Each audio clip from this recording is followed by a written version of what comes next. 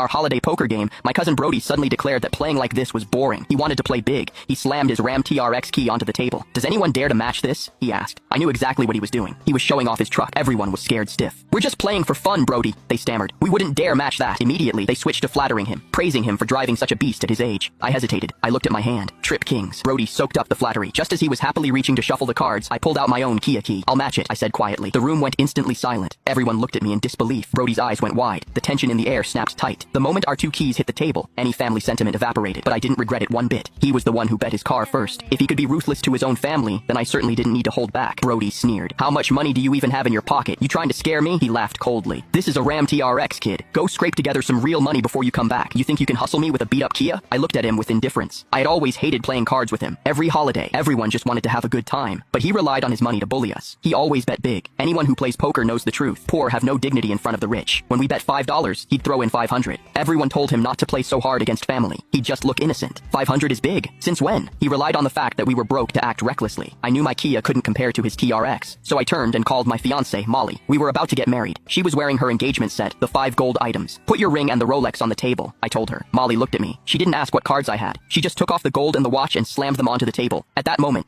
a phrase popped into my head. "With a partner like this, I have no regrets in life." I looked at Brody seriously. "That's enough value now. Are we going to open the cards?" Brody's face changed instantly. He gritted his teeth. He never expected me to actually defy him. "Cousin," he mocked, "don't blame me for not warning you. If I lose a truck, it's nothing. But if you lose everything, how is your family going to eat?" I shook my head. "Don't worry about us. We have our own ways to survive. Besides, didn't you just tell my dad at dinner that I didn't have any guts?" Brody's face turned iron gray. I had never offended him before. But earlier at dinner, just because I didn't make as much money as him, he had humiliated me. He had mocked me with that arrogant look, saying I was too cowardly to do big business. Not like him. The boss. Halfway through his speech, my dad had stepped up to light his cigar. Dad was just trying to be nice. But Brody didn't even block the wind. Outsiders might not understand what that means. But in our family, if an elder lights your smoke and you don't cup your hands, it means you don't respect them. It means you're looking down on them. It was a public humiliation of my father in front of the whole house. Everyone watched Brody nervously, asking if he was going to open the cards. He took a deep breath. "If you want to play," he said suddenly, "let's play bigger. That's the only way I get a thrill." He slammed his cards face down on the table and covered them with a plate. Then he walked out. Through the window, we saw him go to his TRX and pull out a metal briefcase. He marched back in and slammed the case on the table. He opened it. Inside were stacks of cash. "There's $50,000 in there," Brody said arrogantly. "Do you dare to follow?" The commotion caught the attention of the elders. Uncle Don saw what Brody was doing and panicked. "Are you crazy?" He rushed over. "That's the advance payment for the factory project. You can't use that." Brody sat down, smiling. "It's fine, Dad. I can afford to play. I just don't know if my little cousin can keep up." I immediately understood Brody's plan. Even in 3-card poker, there's usually a cap to prevent things from getting out of hand. But at the start, to show off his wealth, Brody had specifically emphasized no cap. He was going to keep raising the bet. He wanted to raise it until I couldn't follow. He wanted to bleed me dry.